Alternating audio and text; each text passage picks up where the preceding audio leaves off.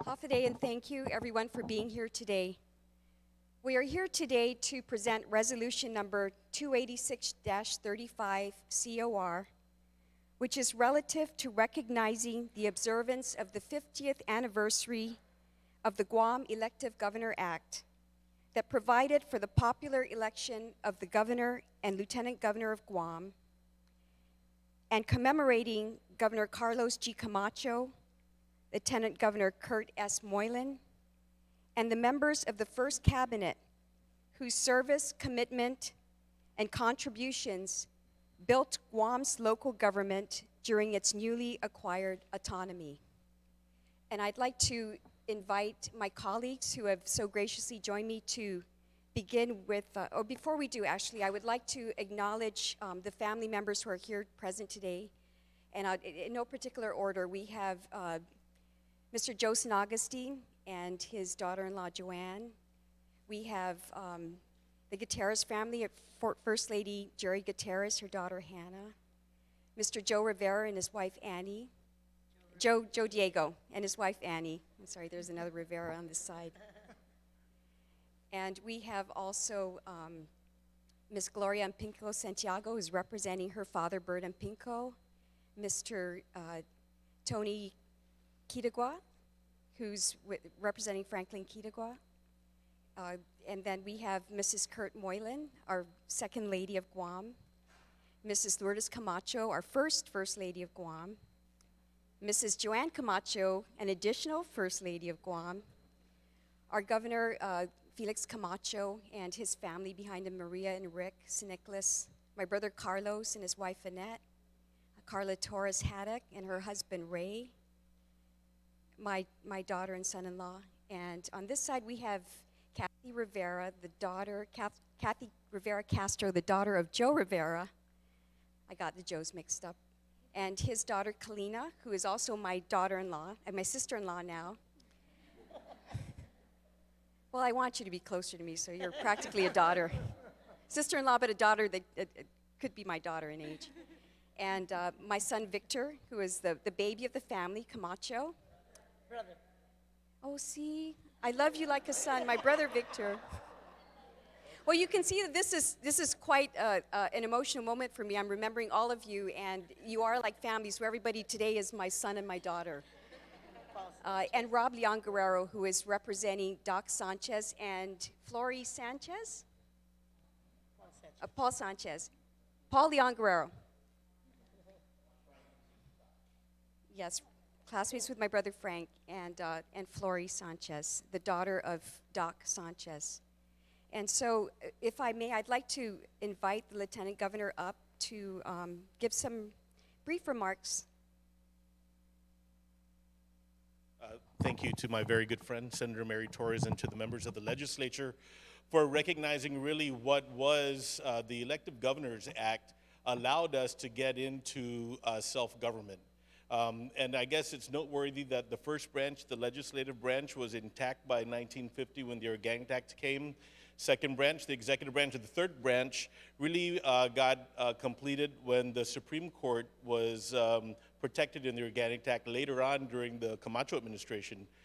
So the second Camacho administration, I should say. So Governor Camacho, just want to recognize you and all your efforts when you were in office, really taking up the mantle that was started by your dad and continued on through the successive administrations. And of course, I first went into the executive branch 22 years ago when I was approached or hired by former Governor Gutierrez, and his wife is here. Worked very closely in the administration to really continue the work that has been done, really to lay the foundation of our government. I would like to recognize Speaker Joe San Agustin, who in that Camacho administration laid the foundation for a very strong financial program. If I'm not mistaken, he was the Director of Administration, which is one of the big pillars, the first department in the executive branch that was organized. And so we find ourselves now in the year 2020 when we have a high-performing government, the strongest government in all the insular areas of the United States, that has managed to really become financially solvent, that has managed to show that working together across the branches and across the parties, we've been able to forge so much progress. So I want to recognize, of course, the first governor, Governor Camacho, and the First Lady, former First Lady Lourdes Camacho, and then Mrs. Moylan. Thank you very much also for being here, and thank my first predecessor, Lieutenant Governor Kurt Moylan, for all of the work that he's done, both in the private sector and the public sector of Guam, bringing Guam to where we are today. So thank you, members of the legislature, for recognizing 50 years. And as we continue to evolve, I look forward to working with all of you in that strong partnership, putting the people first. So thank you very much, Senator. Thank you, Lieutenant Governor. And in my nervousness on this auspicious occasion, I failed to recognize Tina Blas, who is the daughter of one of former cabinet members, Tony Blas, and also the granddaughter of the first cabinet member, Mr. Joaquin Blas, as well. So thank you, Tina, for joining us. San Agustin. And John, brother of Joe San Agustin, thank you for also joining us. But you know, you got to give me some credit. Unscripted, no notes. It shows that I truly have all of you in my mind, and I'm grateful that you're here today. So if I may, I'll start off with the reading of the resolution, and we're starting on this side. We're starting on this side. Okay. All right. So let us begin. Thank you. Be it resolved by the Committee on Rules of the Mina 35 na Legislatura en Guam, whereas the Guam Elective Governor Act, officially known as the U.S. Public Law 90-497, was passed in the 90th United States Congress on September 11, 1968, to provide for the proper election of the governor and lieutenant governor of Guam, and whereas the Guam Elective Governor Act, which became effective in January of 1970, represented decades of extensive lobbying efforts made by Guam's people who recognized the need for greater control over their government.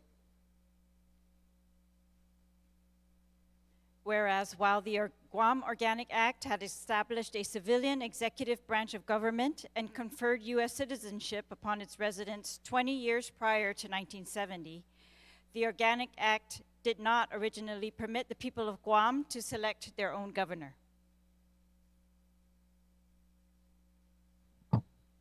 Whereas for the next 2 decades after the enactment of Guam's Organic Act, the island's chief executives were appointed by the President of the United States, a system wherein the governor of Guam would answer to the President instead of his own people. Under this arrangement, Guam would not realize its first Chamorro governor until 1960, with the appointment of the Honorable Joseph F. Flores by then U.S. President Dwight D. Eisenhower. And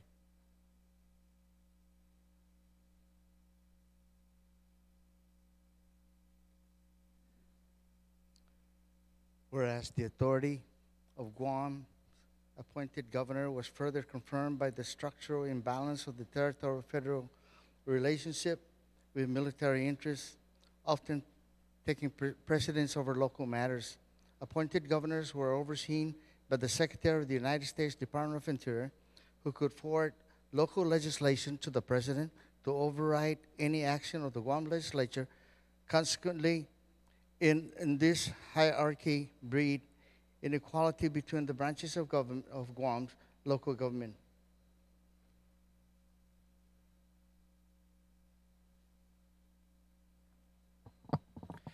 Whereas, recognizing that the establishment of a civil government should mean the right of self-government, lawmakers on Guam began petitioning the United States Congress to grant the island elective governorship. When the petitions remained ignored, local leaders continued to voice the people of Guam's call for self-governance by lobbying, pressing, and publicizing their plight of an incomplete democracy throughout the 1960s.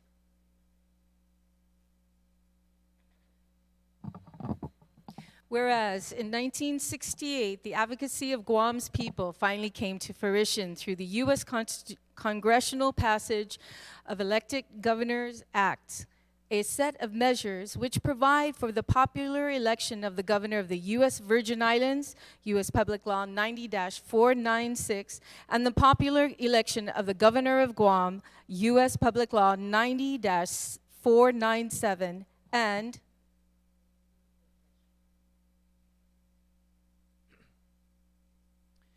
And whereas with elected governorship, the people of Guam had gained the ability to choose their own leaders, a new era wherein residents could more fully participate in their government had begun.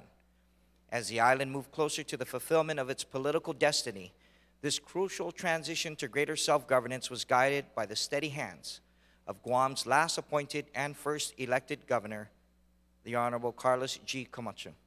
And whereas on November 3rd, 1970, by popular consent, Carlos G. Camacho and Kurt S.K. Moylan were elected to serve as governor and lieutenant governor of Guam, and their historic inauguration was held on January 3rd, 1971. And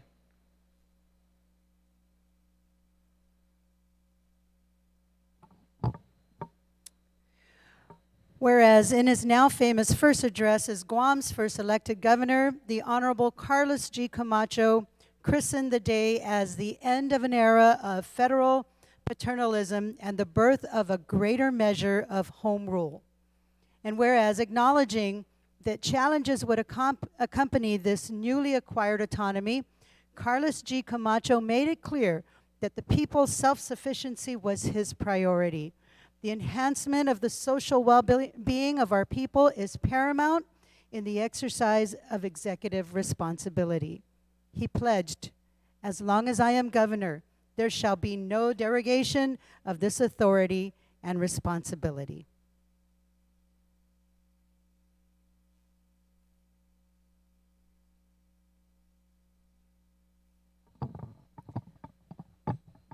Whereas this covenant was evident in the first executive administration's focus on cultivating the island's economy, recognizing Guam to be an infant economic giant, Carlos G. Camacho emphasized modernization and the development of a multi-based economy, utilizing government resources to spur growth and fostering the entrepreneurial talents and energies of Guam's people.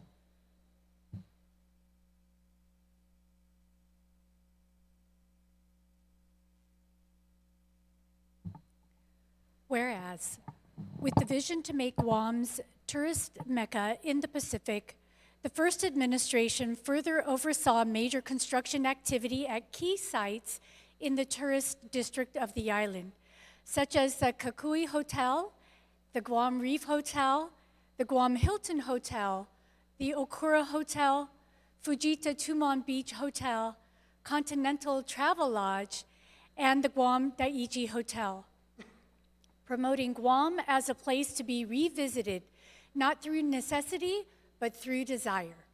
And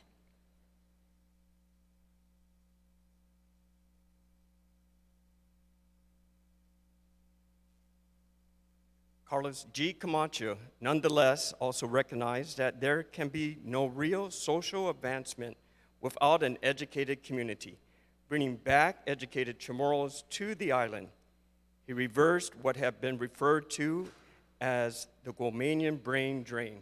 Many of these individuals went on to serve key leadership positions on Guam. Some were members of the first cabinet whose commitment and contributions built the government of Guam during its fragile state of new self-governance. And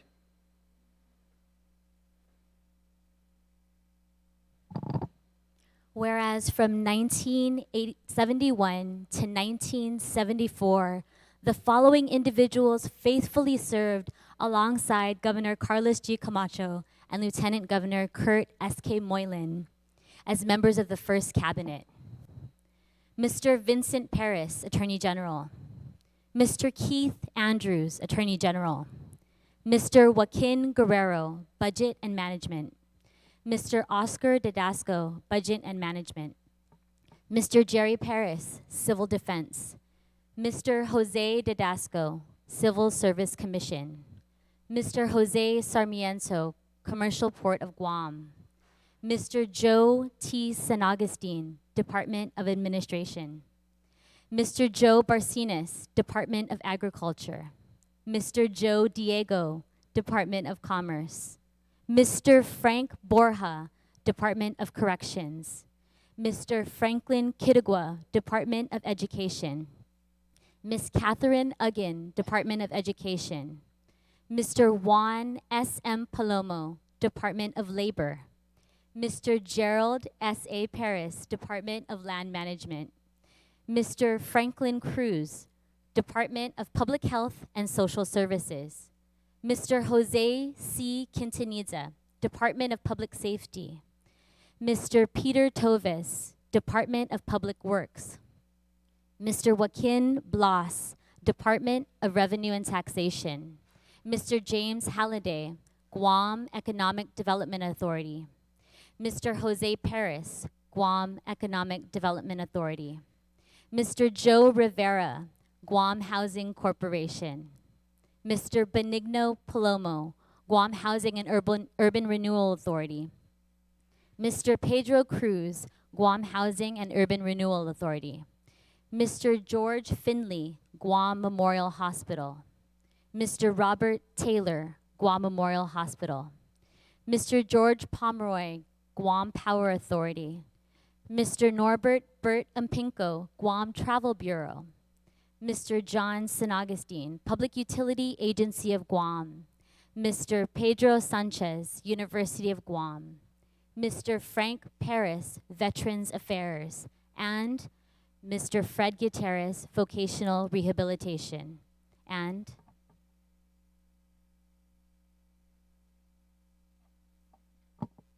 whereas these men and women were critical in steering our ship of state through the uncertain waters of Guam's first administration, with faith and foresight, they carved a path that future leaders could not only follow, but build upon in the hopes of one day realizing Guam's political destiny. And whereas, because of its sense of legislatura in Guam, to recognize those distinguished citizens of this great island who devoted themselves to faithfully serving the best interest of our community and the needs of our residents, and attended to such concern and in full accord with its long-standing traditions, Legislatura in Guam is justly proud to honor and recognize the contributions of each of these first public servants who served with the first elected governor. That now, therefore, be it resolved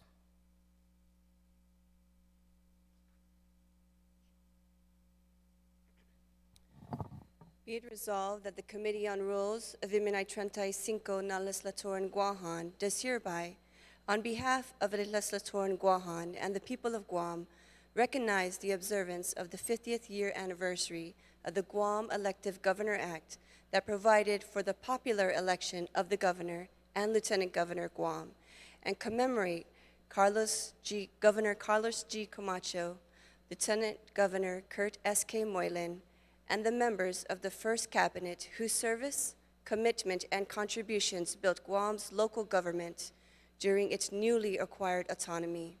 And be it further resolved that the Speaker and the Chair of the Committee on Rules certify, and the Legislative Secretary attest to the adoption hereof, and that copies of the same be thereafter transmitted to the Honorable Lourdes A. Leon Guerrero, Imagahagan, Guahan.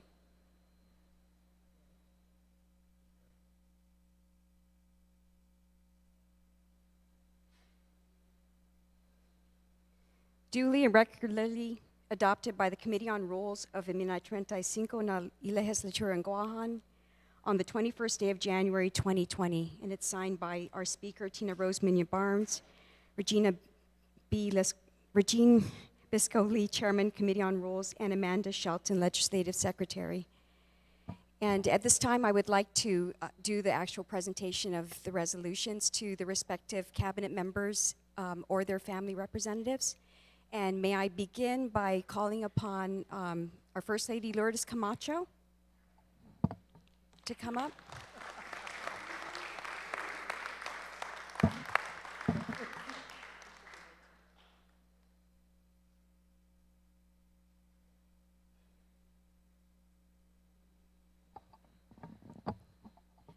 Mom, you can stay there and I'll bring you the mic. But I'm also going to ask you to just say a couple words if you'd like. Introduce yourself, say a couple words, and I'll just hand it to you.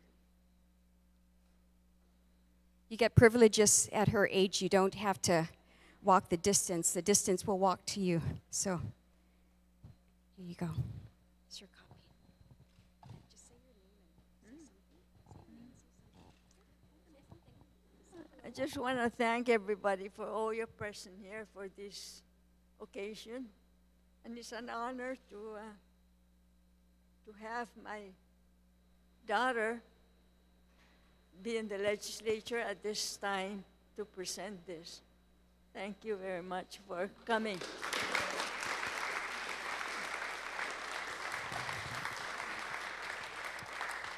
I want to also thank my mother for helping me to remember. She has very good memory of everybody, especially since in those days the cabinet got together regularly, and the wives also had a wives club. So it was truly an auspicious moment. May I please call upon Mrs. Judy Moylan, the wife of Lieutenant Governor Kurt S. Moylan. And Mrs. Moylan, you were truly an inspiration to all of us in those days, and we love you to this day as though we are still together 50 years later. It doesn't seem that long ago, but happy to still be here for this occasion. Yes. Thank you.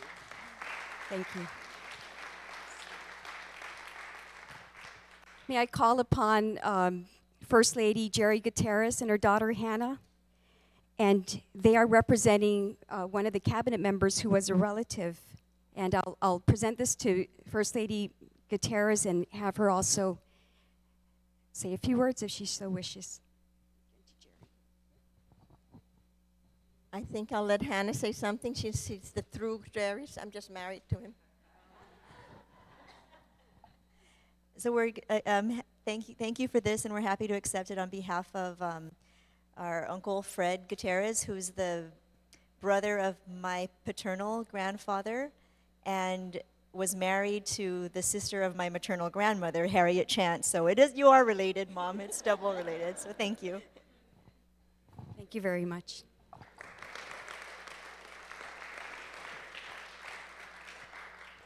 Speaker San Agustin, may I please present this to you? No, I'm coming to you, sir. I'm coming to you. So thank you very much also for all that your service. And Thank you very much. Oh, I guess when you look around, I'm the oldest one in this room. And I look at people like Joe Diego and other faces, and all these teenagers that were in the 1950s. I just remember that Governor Carlos Camacho was instrumental in sending Joe Rivera to the States and invite a lot of people in the States who are graduates from college to come to Guam. And he started off what's called the Brain Trust, and started having developed a local talent in the administration of, and I guess I'm very proud that I'm the only Democrat in that Republican administration. So I was asked to stay beyond after Guerrero to help the transition. Carlos Camacho said that, I don't know what Jim Brooks is here. Jim Brooks says, I'm better off at the administration than being over the legislature, become the thorn of his administration. So I stayed on his administration. We have developed a lot of things that under Governor Camacho, giving credit to all these administration and Lou in the governor's office and the government and the two teenagers who were out wondering where Elaine Jones, who was your babysitters, and same thing with the late Joe Titano. Those people on those days were very active in the development of our local government. We sought a lot of effort, made a lot of effort to bring in local talent to Guam. And that's why we have the first administration, primarily local people who have been gifted and they want to serve Guam that time. And that's the Brain Trust that we developed.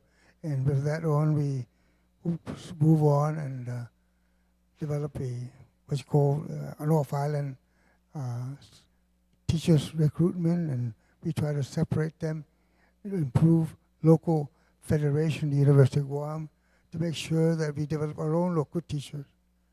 We saw a lot of transition from that point in time with one goal.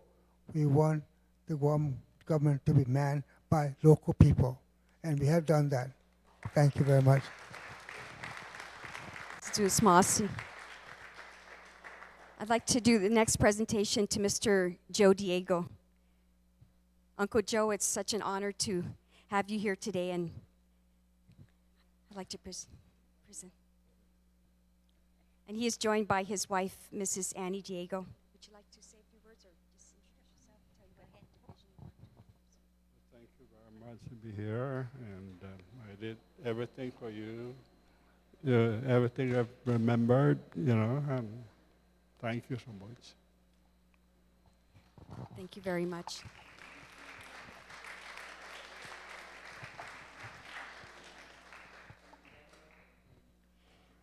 I'd like to acknowledge also the presence of Mr. Jerry Perez, who's joined us today. Jerry? Yes, that is you, sir. Jerry Perez was my boss at one time at GVB, and he gave me a really hard time, but I won't reciprocate at this moment. But Jerry, thank you very much, and it's quite an honor to know that you also were there with my father at that time, blazing the trails, and if I may just have... Sure, Mary was the best deputy I ever worked for at GVB. For the next 30 minutes, I would share. No, actually, it was those days were exciting times. I was fresh out of school, as most of us were. And my first day on the job at land management, I walked in, and there were 2 court subpoenas waiting for me for some land problem. So I survived the first day. The second day, there's like 20 people standing outside waiting land problems. So in those days, you recall, we had the first boom in tourism on the island, a lot of land speculation. So Ken Bloss and I got together with, Joe, and we worked out a system of checks, and we actually put a few people in jail after that, and we kind of cleaned up the place. But it was great working for your father and Kurt, and I always ask him, why me? I'm a biologist, for criminy sake. What do you want me to do down there? But anyway, so thanks for this. Appreciate it. Thank you, Mr. Paris. And actually, you were one of my favorite bosses, and that's why I can poke some fun at you. I'd like to now acknowledge Mr. Tony Kitagwa. And if you can introduce yourself and also introduce your fathers. And My name is Tony Kirwa. I'm the youngest brother of former Speaker Franklin Kirwa. And just looking at the resolution that has come up today, we're very proud of my brother. I know that if he's here, he'll be very proud of the contributions that the first governor and a lieutenant governor had made to Guam. Thank you.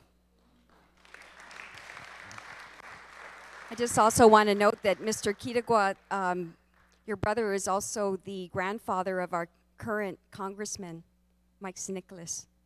So and we'll note that many of the family members of that original cabinet is serving in a very big capacity to this day in all forms of government.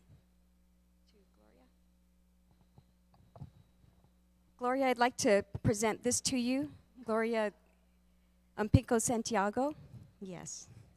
And Gloria is the daughter of Bert Pinco, and I'll have you say a few words about your father or... I remember the phone call from Governor Camacho calling my dad to come from Alabama to Guam. And he came into the room and said, we're going to move to Guam. And I said, does that mean I have to wear a grass skirt and coconut shells and live in a hut? And they let me believe that until I got off the plane and then started realizing they do have clothes on and not grass skirts. But in any event, if my dad was here, I don't want to cry. If he was here, he would be honored to be here. And you probably won't get him off the floor either because he'll start talking about tourism again. But he loved Guam. He talked about Guam growing up in Alabama. So this meant a lot to him to be here. Even though he was no longer the director or the manager, he still was involved with the tourist business. He didn't stop. Books, different things were printed. So it was his love of his life. He loved it. He loved it. And if he was here now, he'll start talking about tourism, what we need to do, what we shouldn't do. And like I said, you'll never get him off the floor. So this is an honor to get this. I was his sidekick in Alabama. I was his sidekick here in Guam, giving every single tourist a lei or a shell necklace or passing out brochures and stickers to anybody and everybody that came off the plane. It didn't matter who it was. So thank you. Thank you, Gloria. We were childhood friends, as you can imagine. I'd like to now recognize Kathy Rivera Castro. Kathy is the daughter of Joe Rivera, and her daughter, Kalina, my sister-in-law.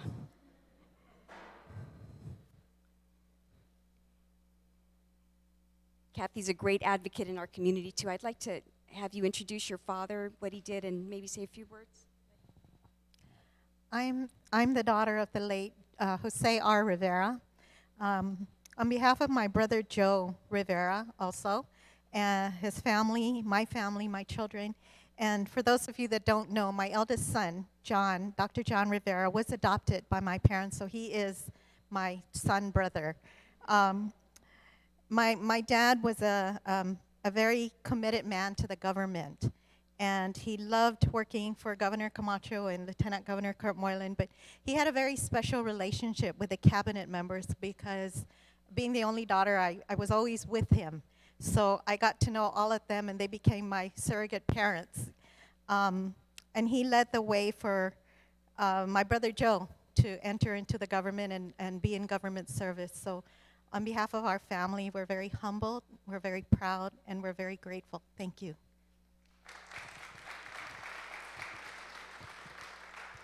Thank you, Kathy. I'd like to call up the family members of Doc Pedro Sanchez. We have Paul Sanchez and Flory, the children. And I was apologizing profusely to Paul because I was placing him on with his nephew.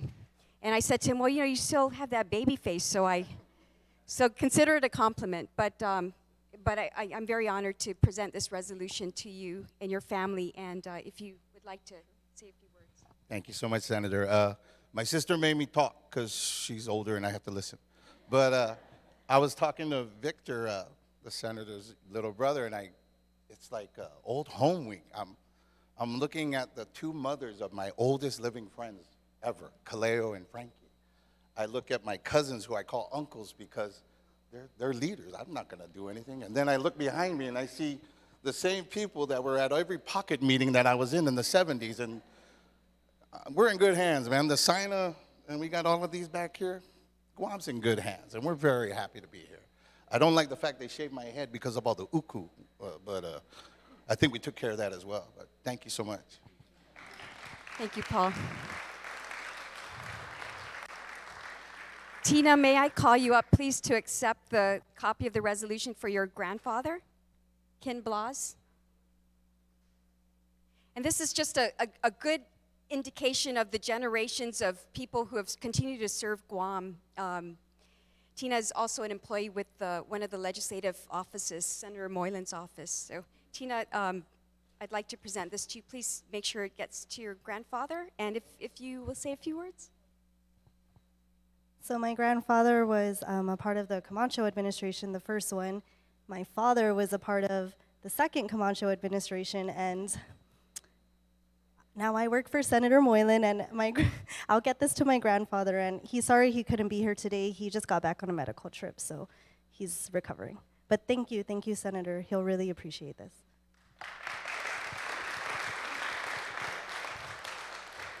I would like to conclude this presentation. I got everybody, right? Yeah. Okay. I'd like to conclude this presentation by thanking all of you for attending today. I thought it was important to recognize a milestone in Guam's history with our ability to choose our own leaders locally on Guam as opposed to military rule or appointment by the president.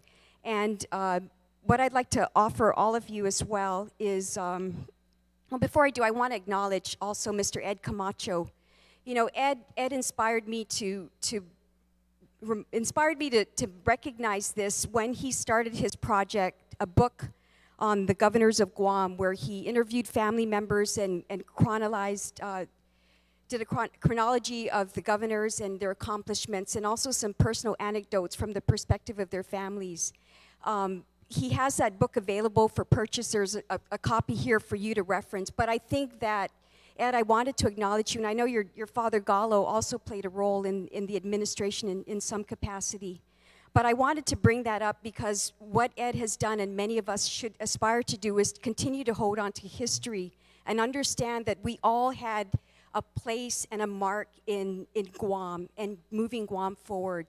And while we talk about legacies, sometimes legacies are not so celebrated by the more silent public servants of our island.